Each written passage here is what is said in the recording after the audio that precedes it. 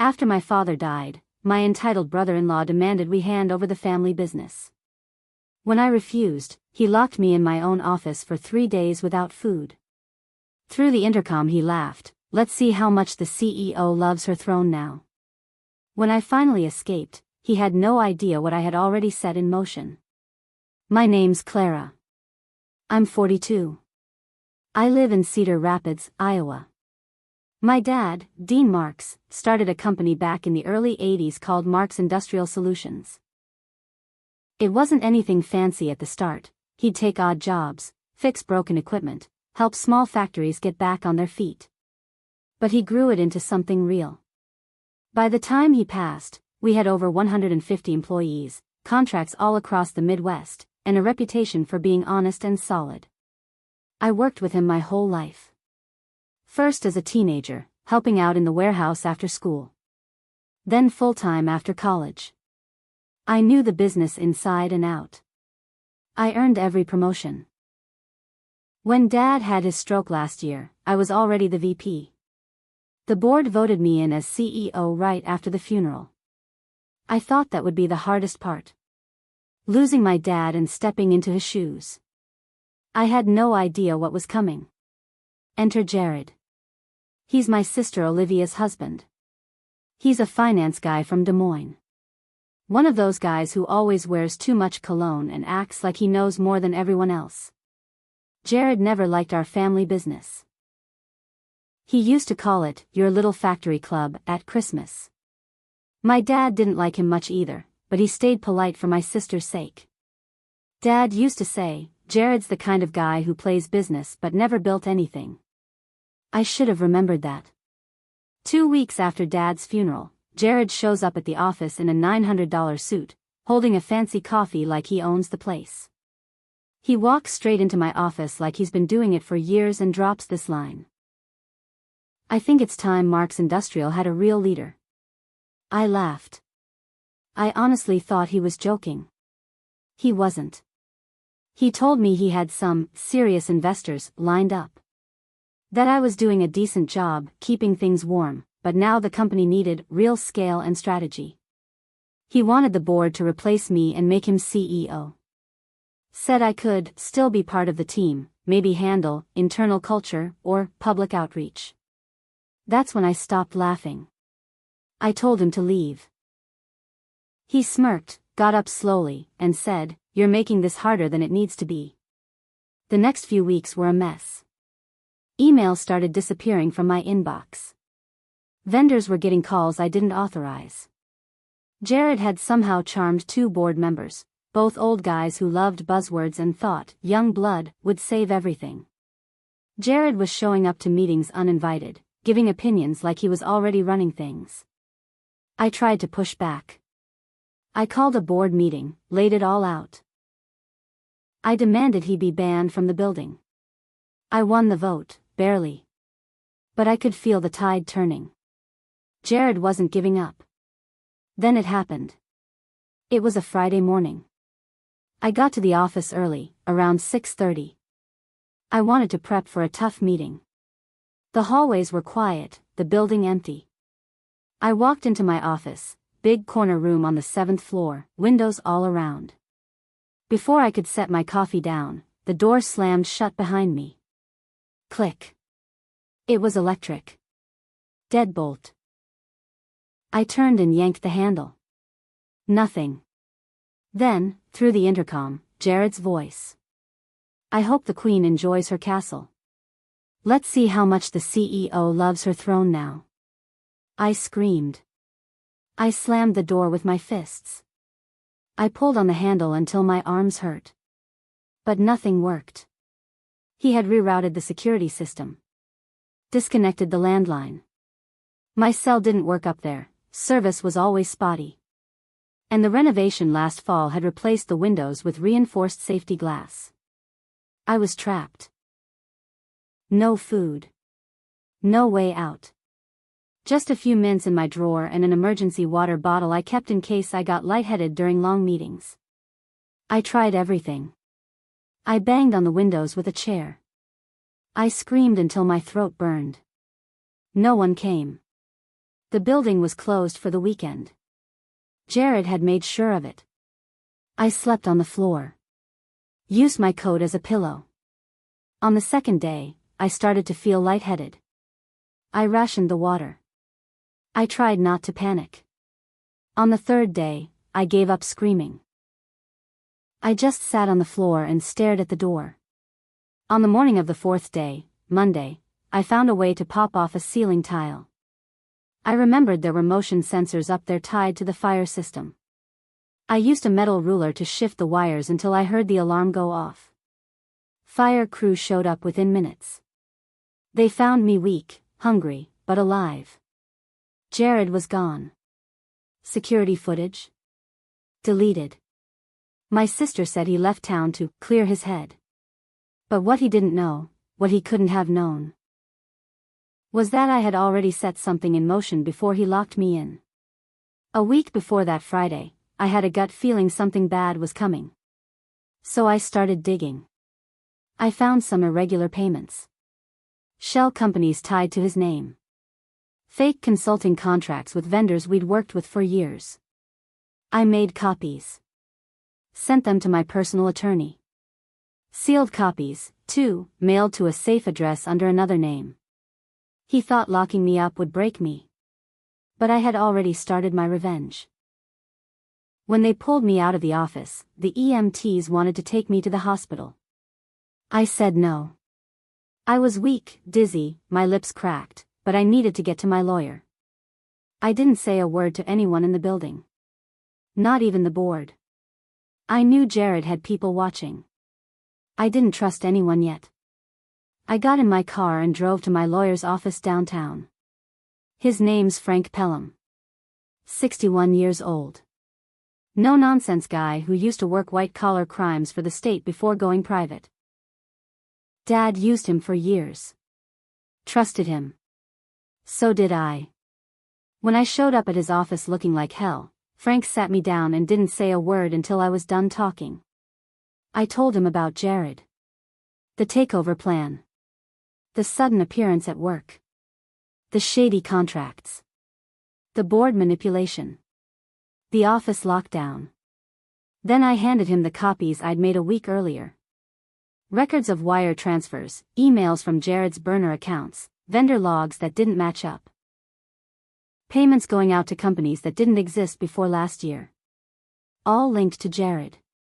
Some even signed under Olivia's name. My sister. Frank leaned back and let out a long breath. You realize, he said, this isn't just fraud. This is criminal. What he did to you? That's kidnapping. I nodded. I want him destroyed. He didn't blink. We'll take it slow and clean. One cut at a time. While Frank started the legal side, I had something else in motion. Something I started when I first smelled Jared's ambition. 3 weeks before the lockdown, I had hired a private investigator. Not a PI you'd find in a phone book. This guy, Darren Kessler, was ex-FBI. Specializes in corporate fraud and internal sabotage. He was already on Jared's trail, and after my little prison stint in my own office, I gave him full freedom. Darren found everything. Turns out Jared had been planning this for months, even before Dad died. He'd been reaching out to Dad's business partners behind our backs, pitching some transition plan he claimed Dad had approved. He'd created fake emails posing as my dad. The worst part? He got my sister to help. Olivia had been signing off on things behind my back, feeding him info about board meetings and department heads.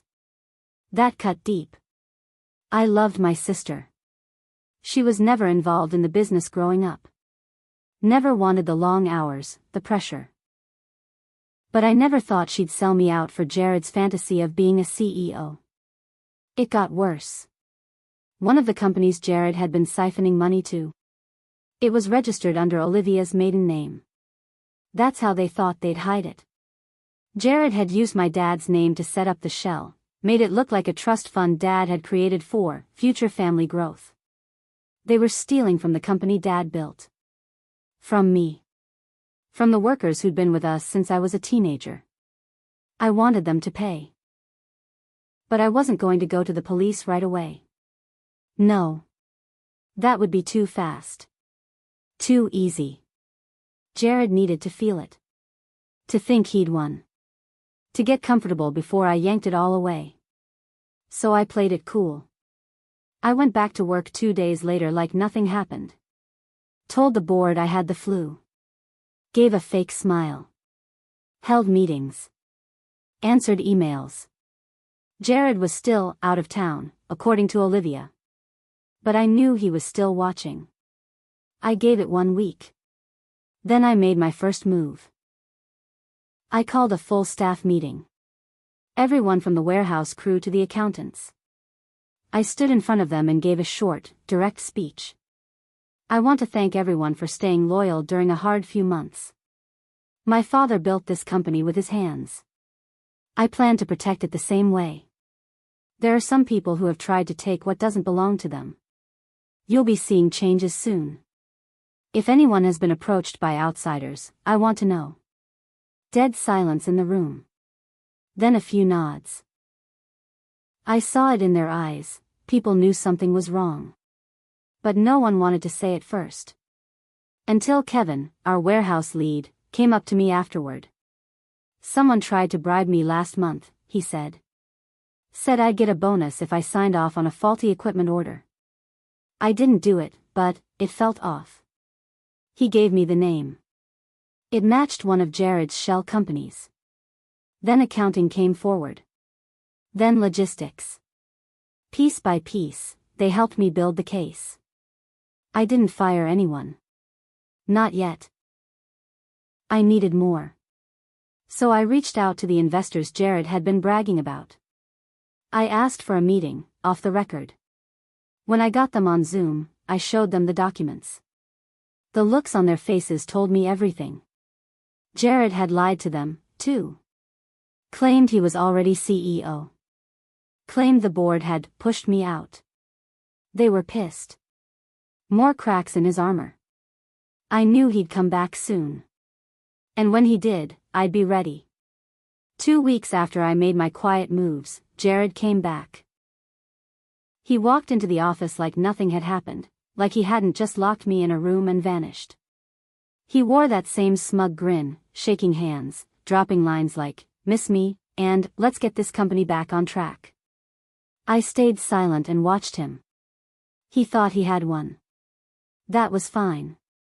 He didn't know what I had been stacking against him. Yet. The board wasn't ready to cut him loose, not without a formal investigation, and I wasn't going to tip my hand early. He still had 2 allies there, Don and Marty, 2 guys who loved to talk about profit margins and disruptive growth, but never set foot in a factory. What Jared didn't expect was my quiet partnership with HR and internal audits. Over the next 5 days, we combed through every single department. Cross-referenced vendor payments, travel reimbursements, and procurement forms. Jared had used Olivia's computer to funnel contracts. She was his cover. And she didn't even try to hide it well. That's when I found something that made my stomach turn. Olivia had filed a fake expense report, listing a consulting trip to Milwaukee for industrial training. She wasn't in Milwaukee that week. She was in Denver. With Jared. How do I know? Because Darren, my investigator, found security camera footage of them at a private dinner with one of my dad's oldest clients. A man Jared had convinced to switch over to a new management team that would modernize everything. That client? We lost him 3 days after Dad's funeral. I had enough to press charges. But I wasn't done. I needed Jared to feel it. So I invited Olivia over for dinner. She looked tired when she showed up. Her smile was weak, her eyes nervous. She brought a bottle of wine like that would smooth it all over. We ate in silence for a while. I didn't bring up Jared. I didn't bring up the office. I just let her sit in the quiet. Finally, she said it. I don't think you understand what's happening. Jared has real plans. He's trying to help. That's when I lost it. I slammed my fork down and stared her dead in the face. He locked me in my office, Olivia. For 3 days. No food. No way out. You helped him. You let him do it. And now you're sitting here, acting like it's some business strategy? She looked away. Guilty. I didn't know he was going to do that, she said quietly. He told me you were blocking the company's future. That you weren't letting investors in. I leaned in. He's not bringing in investors. He's stealing. He's laundering money through your name. And when this all comes down, guess whose name is on half the accounts? Her face went pale. I've been protecting you, I said. But I won't anymore. Not unless you tell me everything. Now. She cracked. Turns out Jared had promised her a dream life. A move to Chicago, new cars, luxury. He told her dad would have wanted them to expand. He even showed her fake emails from dad, written posthumously, making it sound like he was handing the company over to Jared. She admitted it all.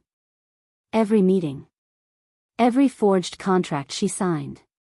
Every client Jared had tried to flip. And then she said something that stopped me cold. Jared's been planning to push you out officially at next month's board meeting. He's going to propose a vote to remove you as CEO. He thinks he has enough support.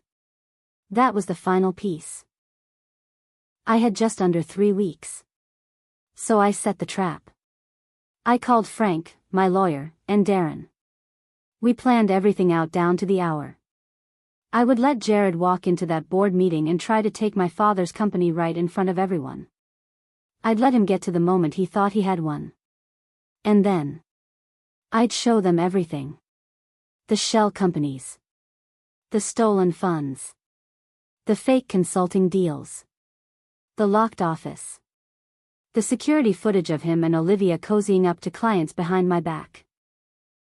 Even the forged emails from my dead father. One problem still lingered, though. Marty and Dawn, the 2 board members still loyal to Jared. I needed one of them to flip. So I called Marty for lunch. I played dumb. Told him I was willing to work with Jared if it meant saving face and keeping the company stable. Marty relaxed. He let his guard down. And then he bragged. Said Jared had already secured a new HQ lease in Chicago. Chicago. I hadn't heard that before. I went straight to Darren. He pulled up property filings. Sure enough, Jared had signed a lease agreement under another company name, Markx Innovate LLC. A complete knockoff. Same logo, same fonts. His plan was to rebrand our company and cut everyone else out. He wasn't just trying to take over. He was trying to erase us.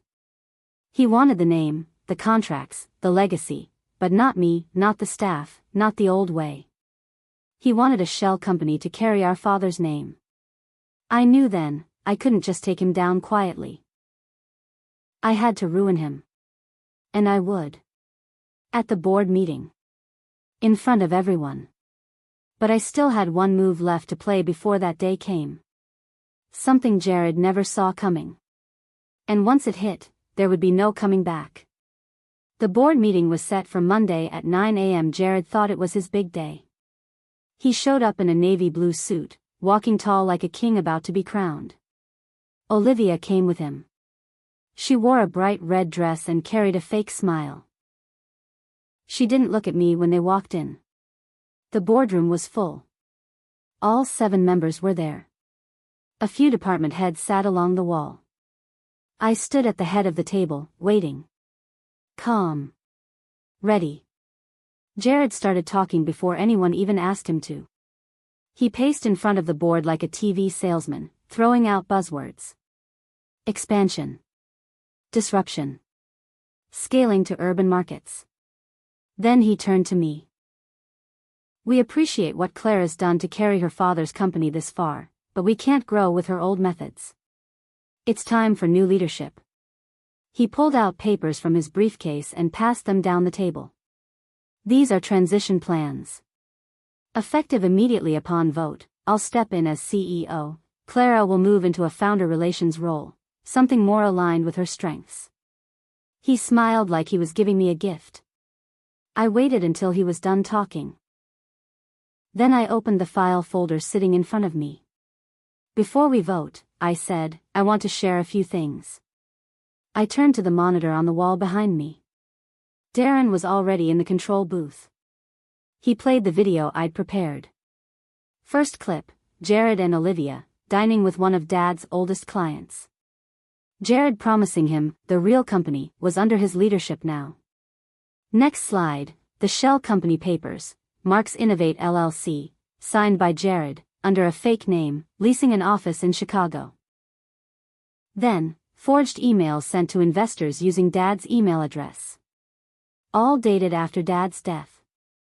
I watched the board members shift in their chairs. Murmurs started. Marty looked pale. But I wasn't done. Then came the final clip.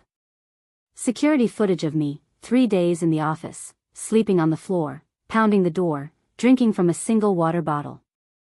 The final shot, Jared's voice, over the intercom. Let's see how much the CEO loves her throne now. The room went dead silent. Jared tried to speak, but Frank, my lawyer, was already standing. He passed out legal documents to everyone. We have filed a criminal complaint for kidnapping, corporate fraud, wire fraud, and conspiracy to commit embezzlement. This entire packet has also been delivered to the Iowa Attorney General's office and the IRS. Jared stood frozen. Olivia gasped. Then I turned to her. You forged signatures. You helped him hide money. You let him lock me up. You were my sister. She broke. She started crying. I didn't mean for it to go this far. He said we were just going to. No, I said. You knew what he was doing. You helped him do it. I turned back to the board. I know I can't change what happened. And if any of you want me gone after this, I won't fight it. But I won't let thieves take what my father built. Then I sat down. No one said a word for 30 seconds. Then Don, Jared's biggest supporter, stood up and walked out without saying anything. Marty looked at me, swallowed hard, and said, I motion to retain Clara as CEO indefinitely and bar Jared and Olivia from any future business relationship with this company. Unanimous vote. All hands went up. Jared and Olivia were escorted out by security. Jared was arrested 2 days later. Olivia was picked up the following week. They tried to cut a deal, but the paper trail was airtight. Jared got 11 years in federal prison for fraud and kidnapping. Olivia got 5 for conspiracy. The shell company in Chicago? The lease was voided. The investors sued Jared personally and won. Their house was seized. Cars gone. Bank accounts frozen. My sister moved back in with our aunt after her release. We haven't spoken since. I don't think we ever will. But karma didn't miss me either. The press got hold of the story. I was praised in some places. Criticized in others. People asked why I didn't go to the police sooner. Why I waited. Some said I let it go too far. Maybe I did. Maybe I wanted him to suffer before I made it official. Maybe I cared too much about revenge and not enough about healing. But I'd do it again. Because the company survived. The name stayed. My father's work stayed intact. And the people who tried to destroy it lost everything. I visit my dad's grave every Sunday. I tell him what's going on at the shop. What contracts we landed. Who got promoted. Sometimes I just sit there and say nothing. But last week, I told him one thing I never said out loud before. They tried to bury me, Dad. But they didn't know whose daughter I am. And I know he heard me. Because the wind picked up, and I swear it felt like he was still there. Watching.